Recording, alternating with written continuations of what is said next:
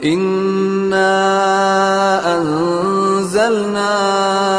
إليك الكتاب بالحق لتحكم بين الناس بما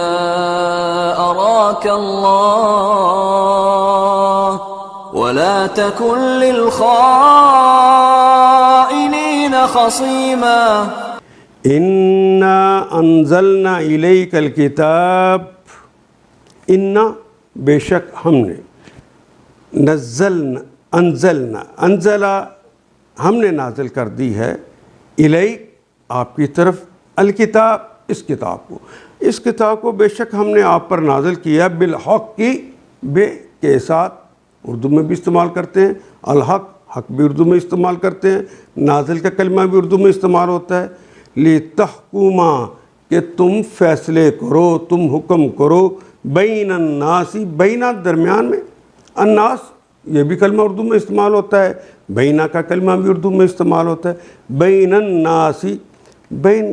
نکرہ ہے، الناس معرفہ ہے، تو ترجمہ کرتے ہوئے درمیان میں کا کے کی کا اضافہ کریں گے، بین الناس لوگوں کے درمیان، لِتَحْكُمَا تاکہ تم فیصلے کرو، بین الناس لوگوں کے درمیان، بما اراک اللہ بے کے مطابق، ما جو ارا جو دکھایا، کا تمہیں جو ارا یرا ارا جو دکھایا یعنی اللہ نے دکھایا، ارا کا اللہ جو اللہ نے دکھایا تمہیں، ولا تکن وہ کے معنی اور، لا کا مطلب نہیں، کن کا مطلب ہونا اور تے تم کے لیے آ گیا، ولا تکن للخائنین اور نہ ہو جو تم خائنین کے لیے، خائن کہتے ہیں دھوکے باز، ولا تکن نہ ہو جو للخائنین خصیما ان کے لیے جھگڑنے والے، خصما یقسمو خصمن جھگڑا کرنا، زبان سے جھگڑنا، تو بحثیں کر کے، ولا تکونوا للخائنین خصیما دیکھنا خائن لوگوں کے لیے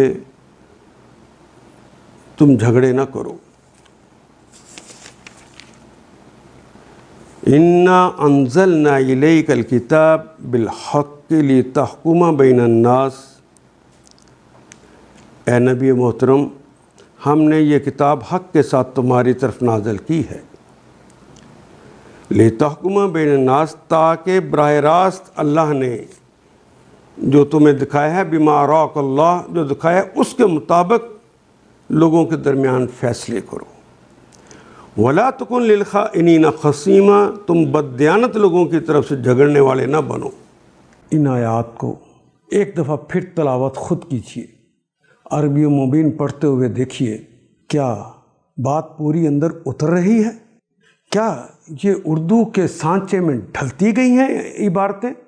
اگر بات سمجھ آنی شروع ہو گئی تو الحمدللہ یہی ہمارا ہدف ہے، اور یہ ہدف پورا ہو گیا۔